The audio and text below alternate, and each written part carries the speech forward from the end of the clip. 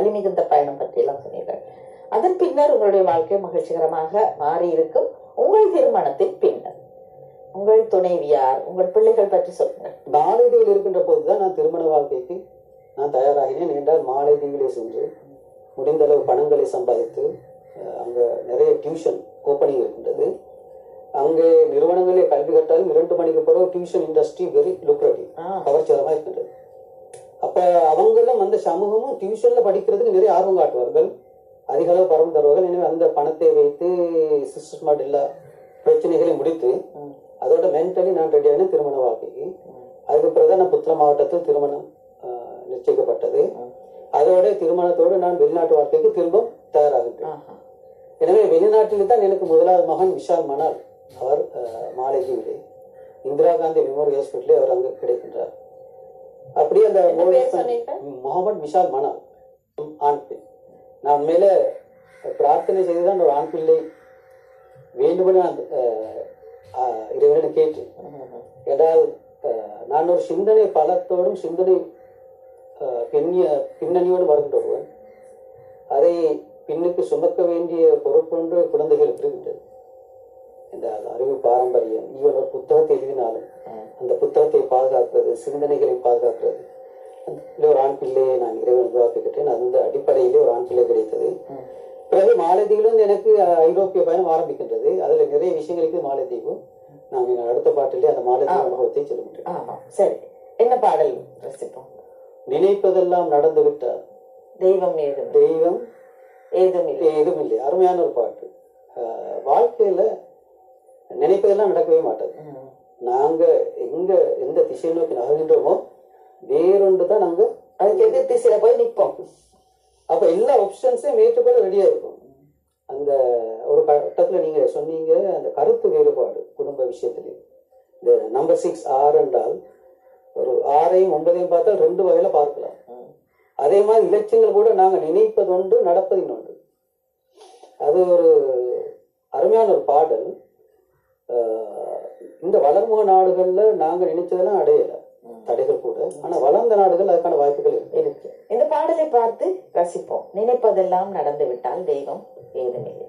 திரு ஸ்ரீனிவாஸ் பாடிய பாடல் பார்த்து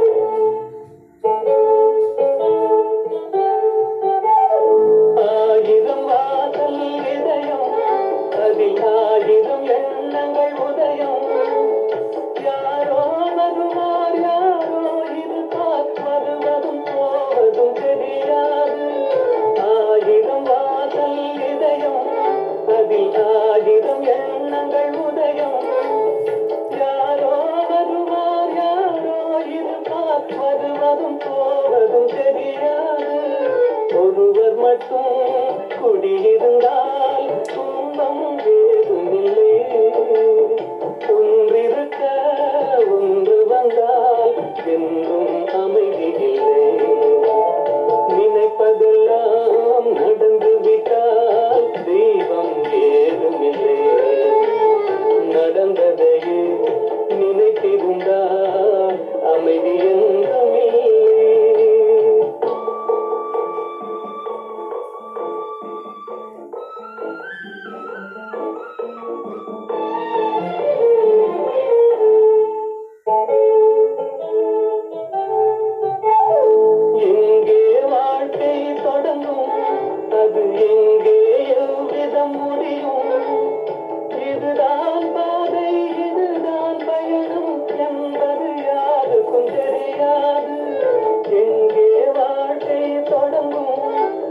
இது